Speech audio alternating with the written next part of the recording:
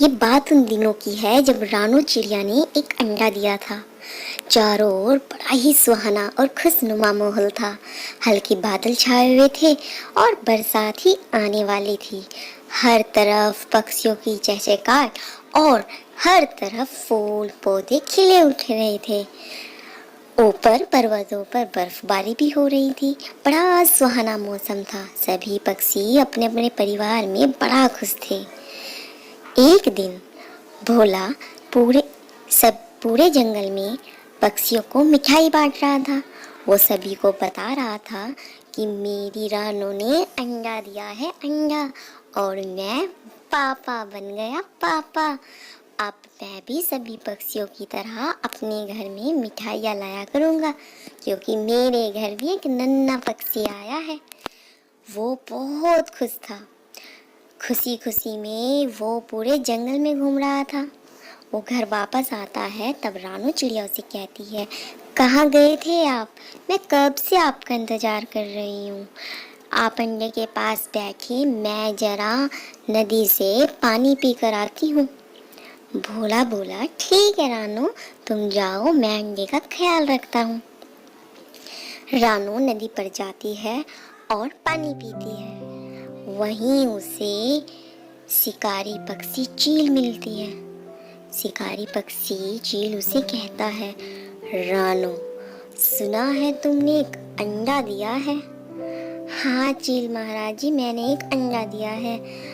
उसका ख्याल मेरा पति रख रहा है। मैं नदी से पानी पीने आई थी। रानो बड़ी भोली थी, उसने उसको सब बातें बता दी। किंतु चील के मन में लालच आ गया उसका अंडा खाने का, क्योंकि मौसम सुहाना और बरसात का था। उसका भी कुछ खाने का मन था।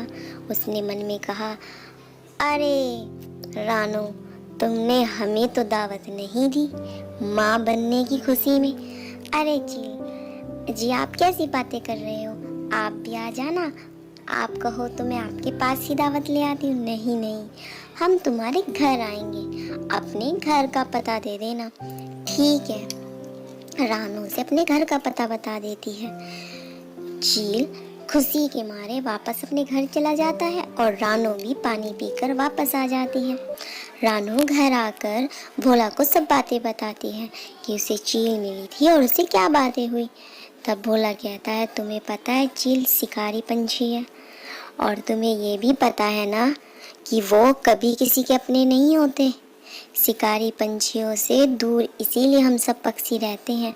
ना वो हमारे एरिया में जाते हैं और ना हम उनके, और तुम उन्हें बिन बुलाए न्योता दे आए। अरे मैं क्या करती, उसने मुझे बोला, मैंने उनको बोल दिया। ठीक है रानू, लेकिन ख्याल रखना, वो शिकारी पंछी हैं, वो कभी भी हमारे पक्षियों के अपने नहीं हो सकते। ठीक है, मैं ध्यान रखूंगी। अब आप जाइए और जाकर गरम गरम पकोड़े बनाइए। मौसम बरसात का है, सभी पक्षी इंतजार कर रहे होंगे, क्योंकि उसी जंगल में भोले चिड़े की चाय और पकोड़े की दुकान थी। उनका जीवन बड़ा खुशहाल चल रहा था। अचानक से एक दिन भारी बरसात हो रही थी। चारों ओर पानी ही पानी हो रहा था। शिकारी चील को कहीं भी शिकार नहीं मिल रहा था। वो उसी जंगल में आ गए जिस जंगल में सभी पक्षी रहते थे। उन्होंने दूर से देखा कि भोला चिड़ा चाय और पकोड़े बना रहा है। वो उसके ठेले पर आ जाते हैं और कहते हैं, अरे भोला चिड़ा, रानो ने हमें दावत के लिए बुलाया था। पहले तुम हमें चाय और पकोड़े खिलाओ, फिर हम तुम्हारे घर भी चलेंगे। भोला चिड़ा उनकी तरफ देखता है और जांच लेता है कि उनके इरादे नेक नहीं हैं। किंतु भोला चिड़ा उन पक्षियों को पकोड़े और चाय दे देता है। जब पकोड़े कम पड़ जाते हैं तो भोला उनसे कहता है, माफ़ करना शिकारी पक्षियों, मेरे ठेले पर पकोड़े कम रह गए। अब मैं आपको कुछ नहीं दे सकता, सब खत्म हो गया। अब तो मेरे पास कोई माल भी नहीं है जो मैं बना दूँ। इस पर एक चील को बड़ा गुस्सा आया। उसने भोले को मारा और मारा इतनी जोर से कि उसके पंख में ज़्यादा चोट लग गई। तब भोला कहता है, देखो, एक तो तुम बिना बुलाए हमारे एरिया में आ गए हो, दूसरा तुम हम पर वार कर रहे हो। हमें पता है तुम्हारी मनमानी चलती है, किंतु इसका ये मतलब नहीं है कि तुम हम मासूम पक्षियों पर अपना हाथ उठाओ। सभी पक्षी वहाँ पर आ जाते हैं और भोले की मदद की सोचते हैं, किंतु शिकारी बच्चों से सबको डर लगता है। तभी एक चील, जिसको रानू से बात हुई थी, वो उसके घर पहुंचकर उसका अंडा तोड़ देती है और भोले को कहती है, आइंदा से जब भी हम आए तो माल भरपूर रखना। अभी तो तुम्हें अपना अंडा तोड़वा कर खामियाजा भुगतना पड़ा, अगली बार हम तुम्हारी पत्नी और तुम्हें दोनों को मार देंगे। बेचारी रानू रोती और बिलखती रही। उधर भोला भी बड़ा दुखी हुआ, क्योंकि एक तो उसका ढाबा टूट गया, चाय पकोड़े खा गए, ऊपर से उसके मासूम अंडे को भी तोड़कर चले गए। बहुत रोए। कुछ दिनों बाद सभी पक्षियों ने उन्हें समझाया और कहा, देखो रानू, उन्हें हमारा नहीं पता था कि हम लोग यहाँ पर रहते हो। तुमने उन्हें बता दिया, इसीलिए उन्होंने इस चीज़ का फ़ायदा उठाया। अब हम ऐसा करते हैं, हम अपनी सरकार बड़ी चील के पास चलते हैं, उन्हें सारी घटना बताते हैं। सभी पक्षी इकट्ठा होकर अपने चील महाराज के पास जाते हैं और सारी घटना बताते हैं। तब चील कहता है, ठीक है, अगर दोबारा आए तो तुम हमें बताना, अन्यथा रहने दो। मैं आज से ही अपने सभी पक्षियों की सुरक्षा हेतु अपने रक्षक लगाता हूँ, क्योंकि जंगल का जो राजा चील था वो अपने पक्षियों से बहुत प्रेम करता था और बहुत ही अच्छे स्वभाव का था। इसीलिए सभी पक्षियों की सुरक्षा हेतु उन्हें वहाँ पर रक्षक लगा दिए। जैसे ही अगली बार शिकारी पंछी वहाँ आते हैं तो चील के जो रक्षक हैं उनका डटकर सामना करते हैं और सभी पक्षी रक्षकों के साथ उन्हें मारते हैं।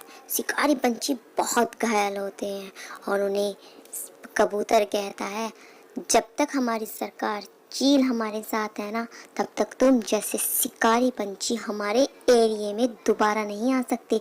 वो तो गलती से हमारे एक रानू की कमी के कारण तुम अंदर आ गए थे, अन्यथा उसी दिन मारे जाते। आज के बाद हमारे एरिया में नजर आए ना तो ये पंख तुम्हारे उखाड़ कर फेंक देंगे। ऐसा सुनकर सभी चील जो घायल हो गए थे वापस भाग गए। तो इस कहानी से हमें ये सीख मिलती है कि यदि राजा अच्छा रक्षा करने वाला हो ना तो प्रजा के ऊपर कोई भी उंगली नहीं उठा सकता। तो आपको ये कहानी कैसी लगी आप हमें कमेंट सेक्शन में ज़रूर बताना। साथ ही साथ चैनल को लाइक शेयर सब्सक्राइब करना बिल्कुल न भूलना। बेल आइकन बटन प्रेस करना ताकि आपको आने वाली सभी वीडियो का नोटिफिकेशन मिल जाए। तो चलिए मिलते हैं हम आपको नेक्स्ट वीडियो में। तब तक के लिए जय हिंद, जय भारत।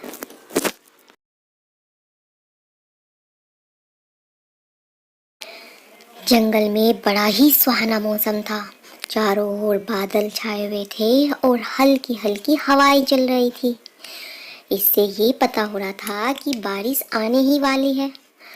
भोला चिड़ा अपनी पत्नी और बेटी को ये बात समझा रहा था कि देखो, इस बार सूचना मिली है मौसम विभाग से कि बरसात बहुत भारी होने वाली है और बर्फबारी भी बहुत होगी। तो हम जिस जंगल में रहते हैं वहाँ पर अन्य जंगलों की अपेक्षा ज़्यादा भारी वर्षा और बर्फबारी होती है। तो देखो बेटा, तुम बाहर बिल्कुल मत निकलना और अगर तुम्हारा खेलने का मन हो तो बाहर आंगन में खेल लेना। री के बेटे के साथ बिल्कुल मत खेलना, क्योंकि वो बड़े झगड़ालू स्वभाव की है। मेरी गैर मौजूदगी में वो तुम्हारी माँ के साथ लड़ सकती है, इसीलिए उससे बिल्कुल दूर रहना। रानू जी, तुम हमारी बेटी का खास ख्याल रखना। मैं 2 दिनों के लिए पास ही के जंगल में जा रहा हूँ, मुझे बहुत ज़रूरी काम है। ऐसा बोलकर भोला चिड़ा वहाँ से चला गया।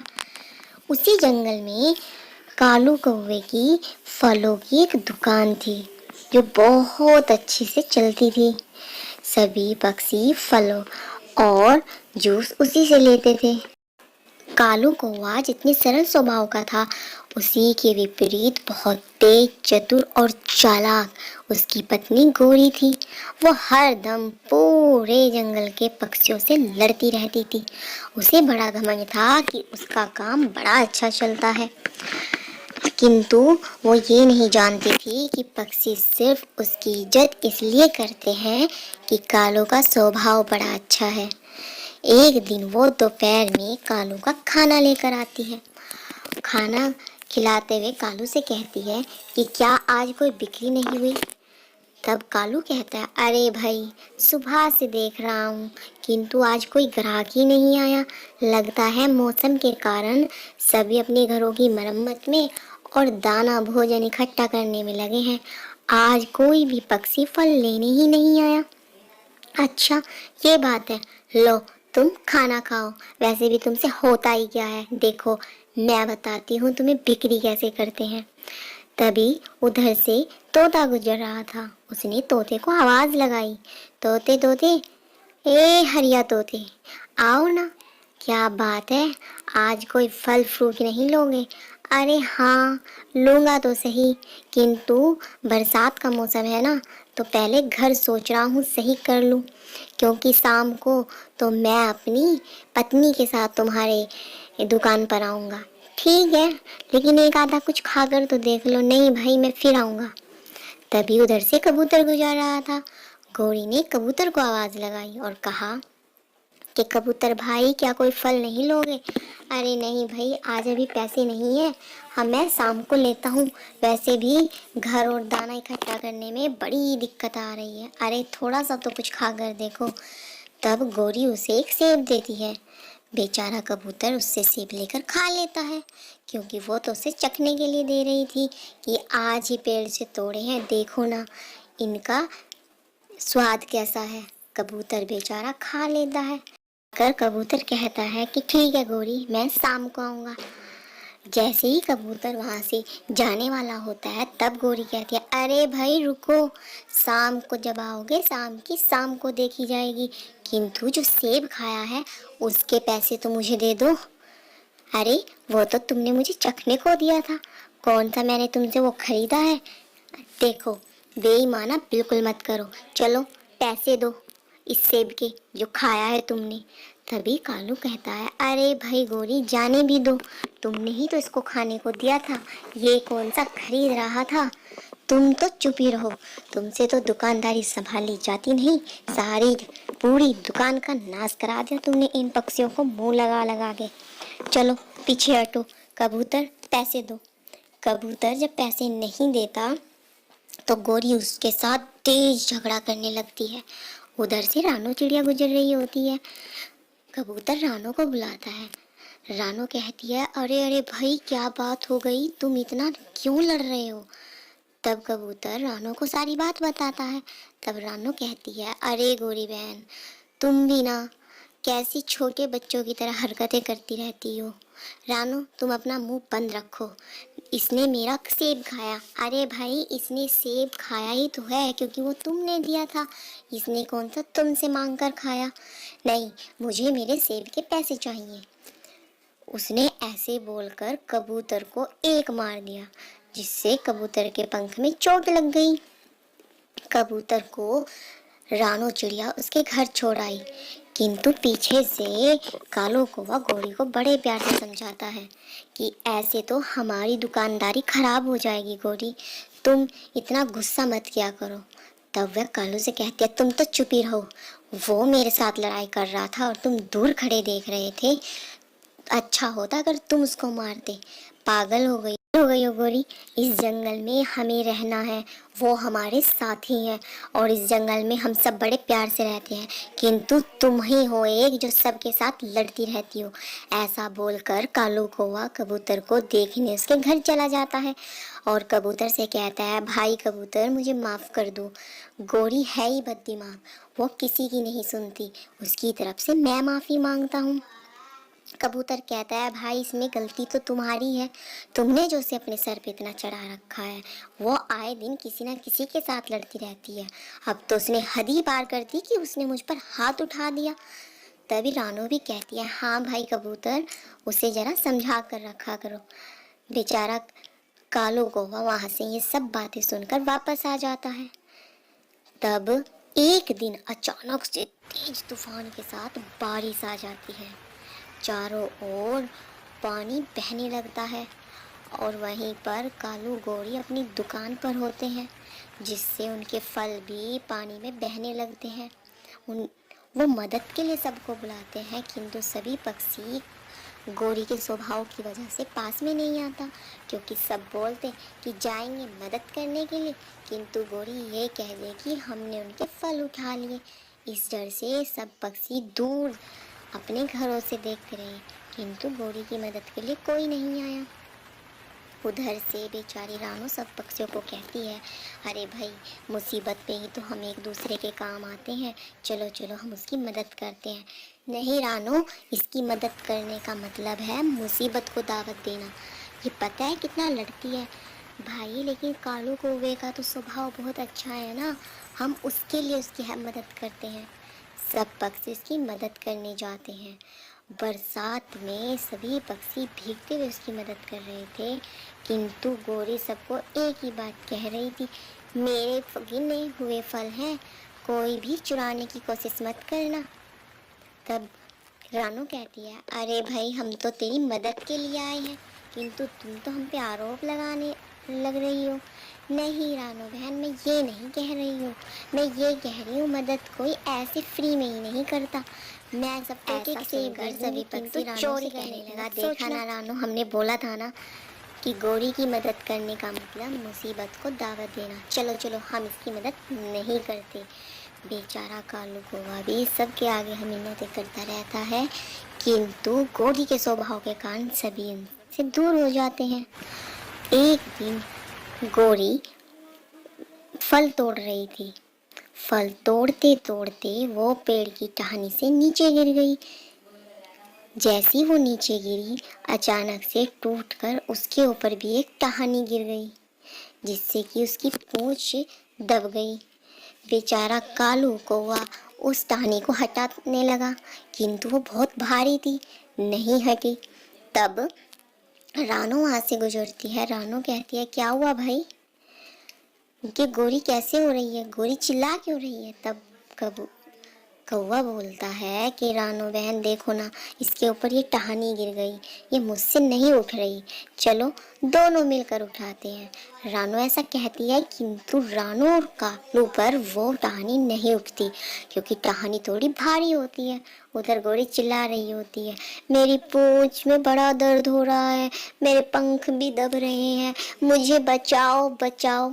तब है कि कालू भाई, ये तो बहुत भारी है, हम दोनों से नहीं उठेगी, हमें पक्षियों की मदद लेनी पड़ेगी। तब कालू कहता है, ठीक है, मैं किसी को बुला कर लाता हूँ। वहीं से कबूतर गुजर रहा था। कालू कौवा बोला, कबूतर भाई, हमें तुम्हारी मदद की ज़रूरत है। कालू को जंगल का कोई भी पक्षी काम से मना नहीं करता था, किंतु गोरी के कारण सभी उनसे दूर रहते थे। कबूतर बोला कि भाई देखो, गोरी से डर लगता है, काम तो हम तुम्हारा कर दें, किंतु तुम्हारी पत्नी हमारे साथ झगड़ा बहुत करती है। तब कालू कौवा कहता है, अरे भाई, मेरी पत्नी के ऊपर ही तो वो टहनी गिर गई जो हमसे उठ नहीं रही, तुम हमारी मदद कर दो।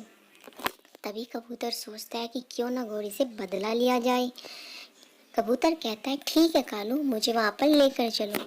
कबूतर वहाँ आ जाता है जहाँ गौरी के ऊपर वो टहनी पड़ी होती है। कबूतर को गौरी कहती है, भाई मुझसे गलती हो गई, मुझे किंतु इस टहनी से तुम बचा लो, मेरी पूंछ में बड़ा दर्द हो रहा है और पंखों में भी, किंतु एक बात ध्यान रखना, मेरी पूंछ का खास ख्याल रखना, वैसे भी सभी पक्षियों में सबसे सुंदर पूंछ है मेरी। कबूतर कहता है, ठीक है। कबूतर के दिमाग में एक बात आती है कि टहनी के नीचे सिर्फ पूंछ दबी है, क्यों ना मैं अपनी चोंच से इस पूंछ को ही काट दूं। कबूतर ने टहनी हटाने के बजाय गोरी की पूंछ को ही काट दिया। आसानी से वहां से निकल गई। दर्द के कारण उसको पता भी नहीं चला कि उसकी पूंछ कट गई। तब कालू कौवा बोलता है, अरे गोरी, तुम ठीक हो ना। हाँ भाई, मैं ठीक हूँ। कबूतर भाई, तुम्हारा धन्यवाद। बचाने के लिए, और उस दिन के लिए मैं माफ़ी मांगती हूँ। वो तुमने मेरे फलों के पैसे नहीं दिए थे ना, इसलिए मुझे गुस्सा आ गया था। इस बिहेवियर के लिए बहुत शर्मिंदा हूँ। आप मुझे माफ़ करना, और मेरी जान बचाने के लिए शुक्रिया। तब से गोरी सबके साथ अच्छे से रहने लगी, क्योंकि उसको पता है कि बुरे वक्त में हमारे साथी ही हमारे काम आते हैं। तो इस कहानी से हमें ये सीख मिलती है कि लड़ाई झगड़े से नहीं, अच्छे व्यवहार से हम सबको अपना बना सकते हैं, और एक बुरे आदमी को भी अच्छा बना सकते हैं। जिस तरीके से गोरी सबके साथ लड़ती झगड़ती थी, किंतु मुसीबत के समय उसे याद आया कि मैं अगर अच्छी होती तो शायद मेरे साथ ऐसा ना होता। तो आपको ये कहानी कैसी लगी, आप हमें कमेंट सेक्शन में ज़रूर बताना। साथ ही साथ चैनल को लाइक शेयर सब्सक्राइब करना बिल्कुल ना भूलना, बेल आइकन बटन प्रेस करना, ताकि आपको आने वाली सभी वीडियो का नोटिफिकेशन मिल जाए। तो चलिए मिलते हैं हम नेक्स्ट वीडियो में, तब तक के लिए जय हिंद जय भारत। कल का मौसम बड़ा सुहाना था। चारों ओर बादल छाए हुए थे। मोर नाच रहा था। हल्की हवाओं के साथ बूंदाबांदी तो शुरू हो ही गई थी। कुछ ही देर बहुत तेज बारिश होने लगी। मोर जितना खुश था और नाच रहा था, उधर दूसरे पक्षी बड़े परेशान थे। सभी एक जगह बैठे हुए बातें कर रहे थे कि ये हर दूसरे दिन बारिश आ जाती है, जिससे हम बड़े परेशान हैं। अब तो हमारे घरों में भी पानी भर गया है, चारों ओर जल थल हो गया है। यही बारिश आती रही, ऐसा ना हो कि हमारा जंगल किसी नदी में बदल जाए। हाँ कालू, तुम बात तो सही कह रहे हो, किंतु अब किया भी क्या जा सकता है। मौसम है, बरसात का लगा हुआ है, बारिश तो आएगी। हाँ, लेकिन मुझे ऐसा लगता है मोर का इसमें बड़ा हाथ है। वो कैसे भला? वो ऐसे रानू चिड़िया, जब जब मोर नाचता है तब तब बारिश बहुत तेज आती है। हाँ, हरिया तोता बोला, बात तो तुम सही कह रहे हो कालू, किंतु मौसम भी तो बरसात का है। क्या ही कर सकते हैं, क्या क्या कर सकते हैं। हम सबको चलकर मोर से बात करनी होगी। ठीक है, सभी पक्षी मोर के पास जाते हैं और मोर से कहते हैं, मोर तुम इस जंगल से चले जाओ। क्यों? मैं क्यों चला जाऊं? मेरा भी ये जंगल है, मैं इसमें बड़ा खुश हूँ और मेरा पसंदीदा जंगल है ये। मेरे सभी साथी चले गए, किंतु मैं ये जंगल छोड़कर नहीं गया। तभी तो कह रहे हैं तुम भी चले जाओ। कालू से अकड़ से कहता है, किंतु रानू चिड़िया उन सबको समझाती है और कहती है, अरे भाई सुनो मोर भाई, तुम जब नाचते हो तो बारिश तेज आती है। हर दूसरे दिन तुम नाचने लगते हो, बारिश उतनी ही तेज आती है।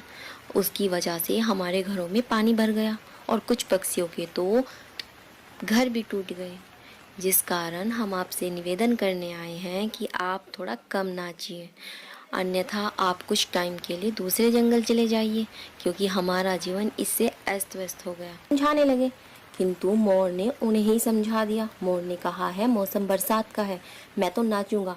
जितना इस जंगल पर अधिकार तुम्हारा है, उतना ही अधिकार मेरा है, और मैं भी पक्षियों का राजा हूँ। आई बात समझ में?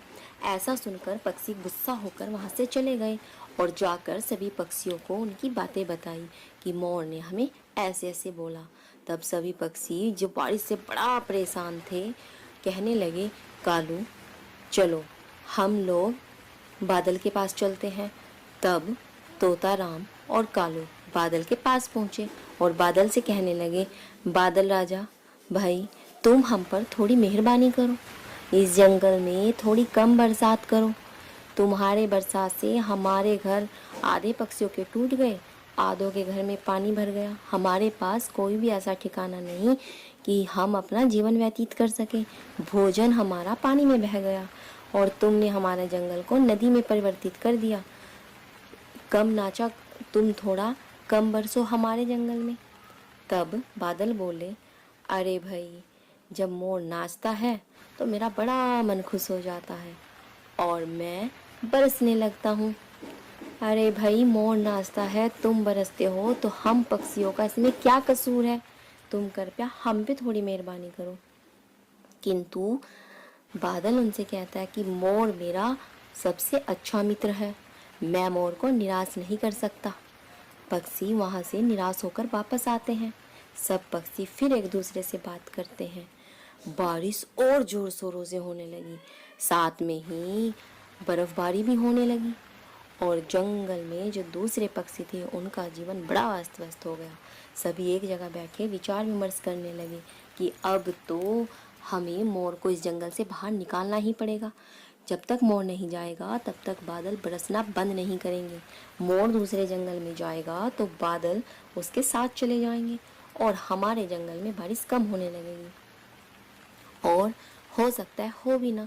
तब रानू बोलती है, तुम इस बरसात की तो चिंता कर रहे हो, किंतु अगर हमारे जंगल में बारिश नहीं हुई तो हमारे पेड़ पौधे हरे के बजाय सूखने लगेंगे। रानू, तुम उसकी तरफदारी कम करो। मोर को तो जंगल से जाना पड़ेगा, किंतु मोर जंगल से चला तो जाएगा तो कुछ दिनों के बाद हमें फिर बरसात की जरूरत पड़ेगी, तो हम कहाँ जाएंगे? तो तुम क्या चाहती हो, हमारा जंगल नदी में परिवर्तित हो जाए और हम उसमें बह जाएं? नहीं नहीं भाई, हम ऐसा नहीं कह रहे हैं। अगर रानू तुम्हें उसकी ज़्यादा आ रही है तो तुम भी इस जंगल को छोड़कर जा सकती हो, क्योंकि इस बरसात से हमारा जीवन बहुत कठिन हो गया। तब रानू चुप हो जाती है और सभी पक्षी मिलकर मोर के पास जाते हैं। मोर से कहते हैं, मोर तुम्हें ये जंगल छोड़ना होगा। मोर कहता है, क्यों, मैं क्यों छोड़ूं इस जंगल को? जंगल मेरा भी उतना ही है जितना कि तुम्हारा। तब वो कहते हैं कि जब तुम नाचते हो तुम्हारे नाचने से बादल बहुत बरसता है, जिसकी वजह से हमारी ज़िंदगी अस्त व्यस्त हो गई और ये बरसात तो रुकने का नाम ही नहीं ले रही। तुम्हें ये जंगल छोड़कर जाना होगा। तुम्हारे सभी साथी भी तो चले गए। तब मोर कहता है कि देख लो, मैं चला गया तो कभी तुम्हारे जंगल में बारिश नहीं होगी। मेरा मन पसंदीदा जंगल है। अगर मैं इससे चला गया तो तुम भी एक दिन बड़ा पछताओगे। ठीक है, हम पछता लेंगे, किंतु अभी तुम यहाँ से जाओ। सभी पक्षी जोर जबरदस्ती कर मोर को अपने जंगल से बाहर भेज देते हैं। जीवन आगे बढ़ता है। ऐसे ही मौसम बदलते हैं, दिन बदलते हैं। फिर आती है गर्मी। गर्मी के दिनों में सूखा पड़ने लगता है, हर तरफ पेड़ सूखने लगते हैं। बारिश से जो तालाब भरे भरे रहते थे वो भी सूखने लगते हैं। जंगल में बारिश बिल्कुल नहीं होती। तब सभी पक्षी कहते हैं कि इस बार तो जंगल में बारिश ही नहीं हुई, जिससे हमारे फलों के पौधे भी सूख गए और पानी पीने के लिए जो नदियां हैं वो भी सूख गई। देखा, रानू चिड़िया बोली, देखा, मैं तुमसे कहती थी ना कि मोर को इस जंगल से मत भगाओ। ये तो मौसम है, इस मौसम में, बारिश के मौसम में बरसात नहीं आएगी तो कब आएगी? अब क्या किया जाए? सभी पक्षी बादल के पास जाते हैं। बादल कहता है, मैं तो वहीं बरसूंगा जहाँ मेरा मित्र है। सभी पक्षी मिलकर मोर के पास पहुँचते हैं और मोर से कहते हैं, मोर राजा, हमसे गलती हो गई, तुम हमारे जंगल वापस चलो।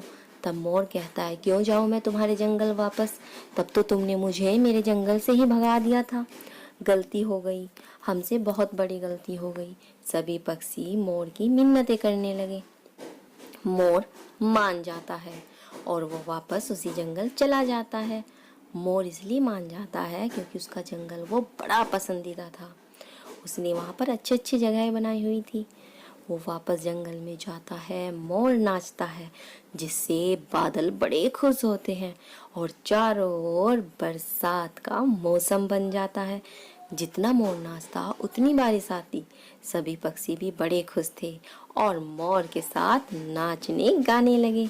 इस तरह बच्चों, वो जंगल भी फिर से बरसात के कारण हरा भरा हो गया। तो ये कहानी आपको कैसी लगी, आप हमें कमेंट में ज़रूर बताइएगा। साथ ही साथ चैनल को लाइक शेयर सब्सक्राइब करना बिल्कुल न भूलना। बेल आइकन बटन प्रेस करना ताकि आपको आने वाली सभी वीडियो का नोटिफिकेशन मिल जाए। तो इस कहानी से हमें ये सीख मिलती है बच्चों कि हमें अपनी मनमानी नहीं करनी चाहिए, कुदरत को कुदरत के ऊपर छोड़ देना चाहिए, अन्यथा हमें इसके परिणाम भुगतने पड़ सकते हैं। तो चलिए मिलते हैं एक और कहानी के साथ। तब तक के लिए आप हमें दीजिए इजाज़त और कमेंट सेक्शन में ज़रूर बताइएगा कि आपको सबसे अच्छा करैक्टर कौन सा लगता है, मोर का, रानू का, कालू का, या फिर आपको लूसिया हरीराम तोते का। तो बताना बिल्कुल मत भूलना। तो चलिए मिलते हैं हम नेक्स्ट वीडियो में, तब तक के लिए जय हिंद जय भारत। चारों ओर घनी तेज बारिश बिजली की गड़गड़ाहट के साथ हो रही थी। कहीं भी ना ठहरने का स्थान था, ना कहीं बारिश से बचने का। आखिर बेचारी टुन्नी चिड़िया अपने बच्चे को लेकर कहाँ जाए। ये कहानी है केदार पर्वतों के जंगलों की, जहाँ पर बहुत तेज घनी वर्षा हो रही थी। चारों ओर बर्फबारी के साथ साथ तेज आंधियाँ भी थी। बेचारी टुन्नी चिड़िया का घर उन तेज आंधी और बारिश के कारण टूट गया, किंतु अपने बच्चे को लेकर इतने बड़े जंगल में जाए तो जाए कहाँ, क्योंकि उसका घर अन्य पक्षियों के घरों से बहुत दूर था। वो सोचती है कि क्यों ना मैं भी पक्षियों के बसेरे में जाऊं, जहां सभी पक्षी अपना घोंसला बनाकर रहते हैं, शायद मुझे कोई मदद मिल जाए। किंतु बारिश इतनी तेज थी कि उसकी पंखों में भी उड़ते उड़ते दर्द होने लगा, और उसके साथ उसकी छोटी बच्ची भी थी। आखिर वो अपने बच्चे को लेकर कहाँ जाए। ये सोचते सोचते उसके दिमाग में आया कि एक बार मैंने कालू कौवे की बड़ी मदद की थी। इतने बेकार मौसम में सिर्फ हमारी मदद कालू कर सकता है। अन्य पक्षियों के तो हमने कभी कोई मदद की ही नहीं, और ना ही किसी ने हमसे कोई मदद मांगी। तो क्या पता कोई हमारी मदद करे या ना करे। हम कालू के पास चलते हैं। टुन्नी चिड़िया ने अपनी बेटी से कहा, गुड़िया बेटी चलो हम कालू चाचा के यहाँ चलते हैं, शायद इस जंगल में उनके अलावा हमारी कोई मदद ही ना करे, क्योंकि बारिश भी बहुत तेज है, बिजली भी गड़गड़ा रही है और चारों ओर बर्फबारी होने की भी आकांक्षा लग रही है। कहीं ऐसा ना हो कि हम लोग यहाँ पर फंस जाएं। चलो हाँ माँ चलते हैं। टुन्नी चिड़िया उस घनी तेज बारिश में किसी न किसी तरह कालू के घर के पास पहुँचती है और कालू से मदद मांगती है। कालू भाई दरवाजा खोलो ना। गुड़िया भी कहती है, कालू चाचा दरवाजा खोलो। कालू बाहर आता है और पूछता है, टुन्नी तुम यहाँ इतनी घनी तेज बारिश में, मौसम इतना खराब, और तुम तो रहती भी बहुत दूर हो, कैसे आना हुआ। तब टुन्नी अपनी सारी बात बताती है कि भाई तेज बारिश और आंधी के कारण मेरा घर गिर गया। हम माँ बेटी अब जाए तो जाए कहाँ, कहीं वहाँ पर न रुकने का स्थान है न बारिश से बचने का। तो हम सीधा तुम्हारे पास आ गए, क्या तुम हमारी मदद करोगे। हाँ मदद तो सही है, किंतु बहुत तेज बारिश है और मेरा घर भी छोटा है। अंदर जहाँ कालू की पत्नी भोजन बना रही थी, भोजन बनाते बनाते वो बाहर आती है, कहती है कौन है ये। तो कालू अपनी सारी बातें बताता है कि ये वही चिड़िया है, जब जंगल में एक बार मेरे पंख घायल हो गए तो इन्होंने मेरी काफी मदद की थी, और उन्हीं के कारण आज मैं जिंदा हूँ। तब गोरी कालू को कहती है अंदर आना। अंदर जाकर कालू गोरी को कहती है, देखो जी इस मौसम में ना तो मैं किसी के लिए भोजन बना सकती और ना हमारे घर में इतना भोजन है कि हम इन्हें दे सकें, ठीक है, और घर भी बहुत छोटा है, ऊपर से बारिश बहुत तेज है। हमने भी अपने घर की कोई मरम्मत नहीं की, न जाने तूफान में हमारा घर गिर जाए वजन के कारण। हम नहीं रखेंगे इसको अपने घर। बोल दीजिए कि हम टुन्नी को अपने घर नहीं रखेंगे। जाइए जाकर बोल दीजिए। बेचारा कालू कौवा गोरी से बड़ा डरता था। उसने टुन्नी को आकर कह दिया कि भाई हमारा घर बड़ा कमजोर है, घर में खाने के लिए दाना भी नहीं है, इसीलिए हम तुम्हें अपने यहाँ नहीं रख सकते। बेचारी टुन्नी चिड़िया बड़ी परेशान और व्याकुल हो गई, क्योंकि मौसम तो और भी ज्यादा खराब होते जा रहा था। अब वो जाए कहाँ अपनी छोटी बच्ची को लेकर। तब वो कहती है, कालू भाई मैं तो बाहर भी रह लूंगी, किंतु मेरी छोटी बच्ची है, इसको इस मौसम में बीमार पड़ जाना है, अगर आप नहीं रखोगे तो हम किसके पास जाएं? कालू कहता है कि मैं क्या कर सकता हूँ। ये कहकर कालू दरवाजा बंद कर लेता है। बेचारी टुन्नी चिड़िया परेशान होकर एक पेड़ की टहनी पर बैठी होती है। वहीं उसी के पास एक तोता गुजर रहा होता है। हरिया तोता। हरिया तोता एक अजनबी पक्षी को अपने जंगल में बड़ा परेशान देखता है और कहता है कि ये कौन है? हमारे जंगल में लगता है मौसम के कारण कोई आया है। तब वो कबूतरी को कहता है, कबूतरी बहना देखो ना, तुम्हारे सामने जो पेड़ है उस पर जो ये प्यारी सी चिड़िया बैठी है, न जाने कहाँ से आई है, बड़ी परेशान दिख रही है, साथ में छोटा बच्चा भी है, हमें इसकी मदद करनी चाहिए ना। तब कबूतरी कहती है, हाँ भाई, इस बुरे समय में हमें मदद करनी चाहिए, तभी तो हम अच्छे पक्षी कहलाएंगे। और न जाने बेचारी कहाँ से आई है, हमारे मोहल्ले पड़ोस की तो लगती नहीं, कहीं दूर जंगल से आई है। देखो इसका बच्चा भी बड़ा कांप रहा है, मौसम खराब है, सर्दी लग जाएगी। चलो चलो इन्हें हम अपने घर बुलाते हैं। स्त्री उन दोनों को अपने यहाँ ले आती है और कहती है, देखो बहन, घर तो छोटा है किंतु मौसम बहुत खराब है, बिजली की गड़गड़ाहट भी है और कुछ ही समय बाद बर्फबारी होने की भी आशंका लग रही है। कहीं ऐसा ना हो कि तुम दोनों की तबीयत खराब हो जाए, छोटा बच्चा साथ में है और वैसे भी तुम्हारे बच्चे के तो पंखों में भी दर्द होने लगा होगा, क्योंकि इस मौसम की बरसात में तो अच्छे के हो जाता है। तुम्हारी बच्ची तो है भी इतनी छोटी। हाँ बहन, हमारा घर दूर जंगल में था, अकेला था, हमारा कोई आस पड़ोस में भी रहने वाला नहीं। हम दोनों माँ बेटी बड़ी खुशी से रहते थे, आसपास फलों के पेड़ थे तो हमें कोई परेशानी भी नहीं होती थी और दाना लेने हमें दूर भी नहीं जाना पड़ता था। बच्ची छोटी थी, अकेले नहीं छोड़ सकती थी, इसीलिए मैंने घने जंगल में घर बनाए हुए थे। किंतु मौसम इतनी जल्दी खराब हो गया कि मैं घर की मरम्मत भी नहीं कर पाई। हमारा घर पहले ही तूफान और बारिश में टूट गया। हम कालू के यहाँ मदद के लिए आए थे, किंतु उसने तो हमें कोई मदद ही नहीं की। तब तोता कहता है, अरे भाई, वो कैसे मदद करता तुम्हारी? उसकी जो पत्नी है ना, गोरी, बड़ी बेकार है, वो किसी को भी अपने घर में नहीं आने देती। वो सबसे मदद तो ले लेती है किंतु किसी की मदद नहीं करती। चलो हम तुम्हें इस छोटे प्यारे शाम चिड़े के यहाँ से चाय पिलाते हैं। इसकी चाय हमारे जंगल की बड़ी फेमस चाय है। हम सब पक्षी इसी बरसात में इसकी चाय का लुत्फ उठाते हैं। तुम चाय पियो और घर पर जाकर हम तुम्हें गरम गरम भोजन देंगे, ठीक है?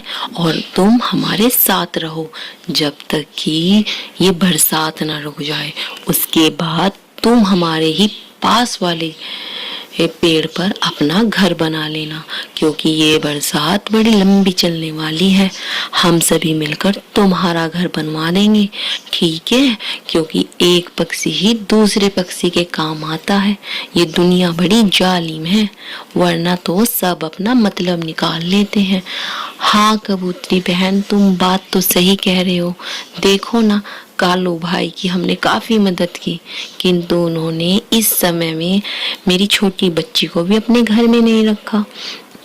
तो कोई बात नहीं, हम तो तुम्हारी मदद करेंगे। वैसे भी कहते हैं ना, बुरे वक्त में हमेशा सबके काम आना चाहिए।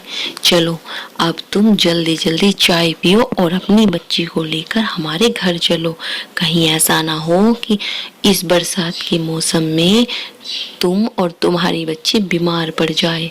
हाँ बहन, बात तो तुम सही कह रही हो। तो भाई, इस कहानी से हमें ये सीख मिलती है कि हमें बुरे वक्त में हमेशा एक दूसरे के काम आना चाहिए, जैसे कि कबूतरी और तोता उस टुन्नी चिड़िया के काम आए। किंतु कालू कौवे जैसे भी लोग इस दुनिया में पाए जाते हैं। अपना मतलब तो निकाल लेते हैं और मदद के समय हमेशा पीठ दिखा देते हैं। किंतु ये कर्म तो भगवान को भी अच्छे नहीं लगते। बुरे वक्त में अगर हम किसी की मदद करते हैं तो ही भगवान हम पर प्रसन्न होते हैं। ये कहानी आपको कैसी लगी आप हमें कमेंट सेक्शन में जरूर बताना। साथ ही साथ चैनल को लाइक शेयर सब्सक्राइब करना बिल्कुल न भूलना। बेल आइकन बटन प्रेस करना ताकि आपको आने वाली वीडियो का नोटिफिकेशन मिल जाए। तो चलिए मिलते हैं हम नेक्स्ट वीडियो में, तब तक के लिए जय हिंद जय भारत।